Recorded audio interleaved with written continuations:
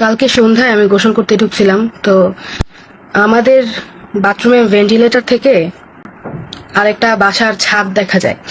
মানে ছাদের থেকে দাঁড়ায় কেউ সরাসরি বাথরুমের ভিতরে কি হচ্ছে দেখতে পারবে। মানে আমাদের শাওয়ার টাওয়ার সবকিছু এমন ভাবেই সেট করা।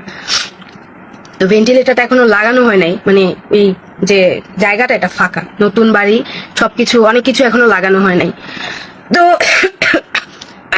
আমি কালকে এই জিনিসটা খেয়াল করছি যে এখান থেকে হচ্ছে আরেক বাড়ির ছাদ দেখা যায়।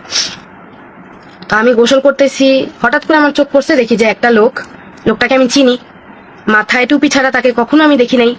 টুপি, পাঞ্জাবি বা পাঞ্জাবির ভিতরে হুজুররা যেরকম গেঞ্জি টাইপের কিছু একটা পরে, ওইটা ছাড়া আমি তাকে কখনো দেখি নাই। হ্যাঁ, একদম রাস্তা দিয়ে হাঁটতে সময় এমনি হাঁটে। আমি জাস্ট মানে আমি কি নিজেকে কভার করব নাকি আমি বুঝতেছিলাম না আমি কি করব। তো সে আমার মানে সেও কিছুক্ষণের জন্য ভয় পেয়ে গেছে, তাড়াতাড়ি নেমে চলে গেছে। আমি কি করব, আমার তো ওখান থেকে মানে বাথরুম থেকে বের হইতে সময় লাগবে। আমি রেডি হইলাম তাড়াতাড়ি করে, আম্মু বলতেছে কই যাস, সে আসো আমার সাথে বলে আমি গেলাম।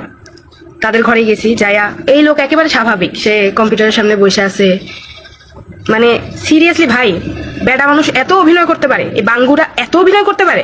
আমার তো ভাই দুনিয়া রাগ উঠা রয়েছে, তার এইসব অ্যাক্টিভিটিস দেখে আমার আরো বেশি রাগ উঠছে। আম করে দেখে সালাম দিতেছে। মানে সিরিয়াসলি ভাই, আমার মা এই লোকটারে এত ভালো জানে, এত ভালো জানে। পরে আমি বলছি আম্মু তুমি জানো এই লোক কি করছে? পরে এই লোক আমার খালি ইশারা দিতেছে, মাফ চাইতেছে, ইয়ে করতেছে। আমি তো বলবোই। আমি বলছি তার ফোন চেক করো। পরে বলছে আর কি হয়েছে সেটা বলবি তো। ততক্ষণে মানুষ জড়ো হয়ে গেছে আমার চিল্লাচিল্লিতে। তখন আমি সবকিছু বললাম।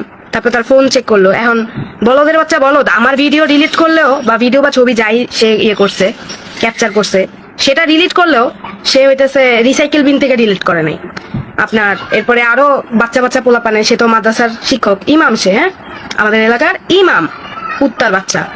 সে কত বাচ্চাদের সাথে তার ফোনের মধ্যে এই জিনিসগুলা পাইলো আর কি। মানে ধরেন যারা দেখতেছিল তারা মুরব্বী, তখন আমি বলছি যে ঠিক আছে এখান থেকে ডিলিট করে দিছে, ওইখানে যান। তো যে হুজুর মানে শালা তুই করবি তো করবি, তুই তো মানে মাথার মধ্যে কিচ্ছু নাই, তুই রিসাইকেল বিন থেকে ডিলিট করস নাই। তো ওইখান থেকে যখন খুঁজা বের করলাম, জিনিসগুলো দেখাইলাম, তারপর পুলিশ কল করছি, অনেক কিছুই হয়ে গেছে, মাঝখান দিয়ে এর ধরেও নিয়ে গেছে। এখন একদল মুরব্বী আয়সা আমার জ্ঞান দিতেছে যে তুমি বাথরুমের মধ্যে এই জিনিসটা তো তোমার হেফাজত তো তোমারই রাখতে হবে, তুমি এটা খেয়াল করবা না, হ্যাঁ না তা না। ঠিক আছে, জ্ঞান দিছে, ভালো কথা। আসলে আমার খেয়াল রাখা উচিত ছিল, কিন্তু আমি খেয়াল করতে পারি নাই। কিন্তু মানে এরা না ওই ব্যাটারে সেভ করার চেষ্টা করতেছে। এই জিনিসটা আমার এত বেশি মানে আমার ইগোতে লাগছে, এত বেশি খারাপ লাগছে যে এটা কেন, মানে জাস্ট বিকজ অফ সে হুজুর, এজন্য তারা এরকম করে বলতেছিল যে এই হুজুর নতুন নতুন বিয়ে করছে, বউটা হইতেছে বিয়ের 3 মাস পরেই চলে গেছে, সে আর আসে নাই, ওই বউ নাকি চরিত্রহীন। তো ওই ইয়েতে না যাই, গ্রামের মানুষরা আমি দেখছি যে বউ গেছে গা বা কিছু একটা হইলেই কয় বউ গেছে গা, বউয়ের চরিত্র খারাপ, বেড়াল হয়ে গেছে গা, এই টাইপের কথাবার্তা। আচ্ছা থাক থাক, ওইটা নিয়ে কথা না বলি। তো বলতে চাইতেছে যে এর বউ চলে গেছে, শয়তানের ধোকায় পড়ে এগুলা করছে। তো আমি বা কি বাল করবো রে ভাই? বলতে চাইতেছে যে আল্লাহর ইয়েতে মাফ করে দাও, আল্লাহর বিচার করবে, ও তো তওবা ইস্তেগফার করবে। মানে সিরিয়াসলি ভাই, 11 বছরের বাচ্চা প্রেগনেন্ট হয়ে যাইতেছে, এরা ধর্মীয় লেবাস পয়রা এই কাজগুলা করতেছে। আমি বলতেছি না সব হুজুররা, বাট করতেছে। তো এগুলা নিয়ে আমি কখনো দেখি নাই মাদ্রাসার কোনো মানে একদল গোষ্ঠী এসে তাদের এই জিনিসগুলা প্রতিবাদ করুক যে এরকম কেন হবে, আমরা আমাদের মাদ্রাসায় এগুলা হইতে দিব না, আমরা আমাদের প্রতিষ্ঠানে এগুলো হইতে দিব না। আমি কখনো রাস্তায় নামতে দেখি নাই এদের বিরুদ্ধে প্রতিবাদ করার মতো একটা মানে মাদ্রাসা শিক্ষককেও আমি দেখি নাই। কেন কেন এই লোকটা লিটারেলি, আমি যদি কোনোদিন হারমোনিয়াম বাজাইতাম তখন তো একটু আওয়াজ হবে, যেহেতু একেবারে পাশের বিল্ডিংটা। এই লোক অনেক কাহিনী করতো, সুন্দর করে বলতো আচ্ছা এগুলো তো ঠিক না, নাফরমানি কাজ কারবার, হ্যান ত্যান, ভুগি চুগি, আরো কত মুরব্বী আছে এলাকার, এটা এগুলো করতো। এদের যন্ত্রণায় আমি আমার হারমোনিয়াম গুছায় এমন মানে উপরে রাখা দিছি, এটার মধ্যে ধুলা জমতেছে, আমি এটা নামাই না, এদের যন্ত্রণায় করি না।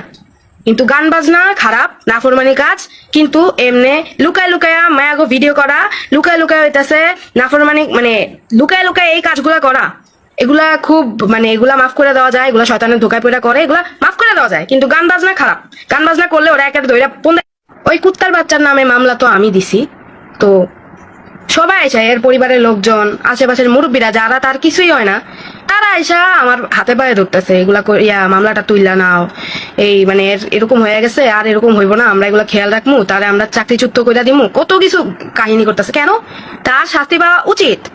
আমি জানিও না আদৌ যে সে আর কখনো ভিডিও করছে কিনা আমার, আমি আর আদৌ জানি না আর কত মেয়েরা এসবের শিকার হয়েছে, আর কত বাচ্চাদের সাথে সে এগুলা করছে। তার ভিডিও মানে তার মোবাইলটা তো আমি প্রথমে চিনাই নিছি, আমি দেখলাম বাচ্চাদের সাথে সে যা করতেছে, বাচ্চারা তো জানেও না তার সাথে কি হচ্ছে। হ্যাঁ, নিজে আবার এগুলা ভিডিও করে রাখছো। আরে আমার কি মানে আলগাছের বালরে, ভিডিও করে রাখছে, আবার পরে এগুলো দেখে হাত মারবি। এদেরকে কেন আপনারা মানে শয়তানের ধোকায় করছে এটা বলে আপনারা মাফ করে দিতে চান কেন? 11 বছর বাচ্চা রেপ হয়ে গেছে, 7 মাসের প্রেগনেন্ট, ও 7 মাসের বাচ্চা ওর পেটে, ওই বাচ্চারে ব্লেম করতেছে। ভাই, এটা একটা বাচ্চা, ও কিছু বোঝে? 18 বছরের নিচে যে কেউ, তার যদি ইচ্ছা থাকেও, আপনি তারে ঠেলা দূরে সরাই দিতে হইব। আপনি পারেন না তারে রেপ করতে, মানে তার সাথে আপনি ইন্টিমেট হইতে পারেন না, এটা বৈধ না। এটা কেন মানে আমি যদি এই খানকির বলা বের হয়, আমি আবার ঝামেলা করব, আমি ছাইরা দিব না ভাই। আমি একা কিছুই চেঞ্জ করতে পারবো না, বাট আমি কথা বলবো যাতে এত কিছুর পরে হইলো মানে বাপ মা কেন বাচ্চাগুলারে এই কওমি মাদ্রাসা বলেন বা এগুলাতে পাঠাইতেছে। এখন এসে একদল চেতা যাইবো যে ইসলামের বিরুদ্ধে লাগছে। ইসলামের বিরুদ্ধে লাগে নাই ভাই, তুমি মুসলিম, তুমি তোমার ধর্ম চর্চা করবা, এটা আমার কোনো সমস্যা নাই। হিন্দুরা হিন্দুদের ধর্ম চর্চা করবে, এটা আমার কোনো মাথা ব্যথা নাই।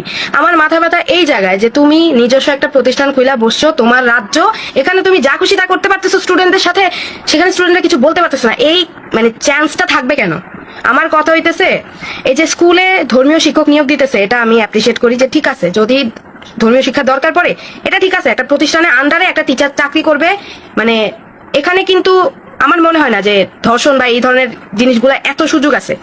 কিন্তু আমার বাসার মধ্যে আমি মানে মাদ্রাসা খুললা বসলাম, এখানে কেউ আসেও না, যায়ও না, দেখে না, কারণ ওই যে মানুষের একটা বিশ্বাস যে হুজুর খারাপ কিছু করবে না, হুজুর ভালো।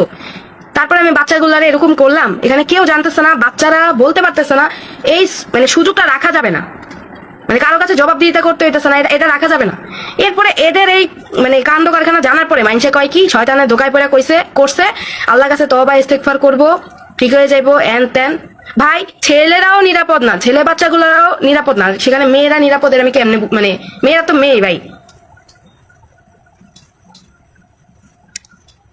আমি ভাই এই হুজুরদেরকে হুজুরদের এইসব কাণ্ড কারখানা নিয়ে কথা বললা যে কতবার আমি মানে আমার উপরে মব হওয়ার চেষ্টা হয়েছে, মব হামলার মধ্যে আমি পড়ছি, বলার বাইরে, ঠিক আছে। কিন্তু এরপর আমি কথা বলবো, আমার থামায় রাখতে পারবেন না, ঠিক আছে। আমি হয়তো কৌশল বদলাবো, কিন্তু আমি কথা বলবো। আপনারাও বলেন, আল্লাহর রাস্তায় আপনার ঘরের বাচ্চাটার সাথে, ঘরের বউ বোন মায়ের সাথে হওয়ার আগে কথা বলেন।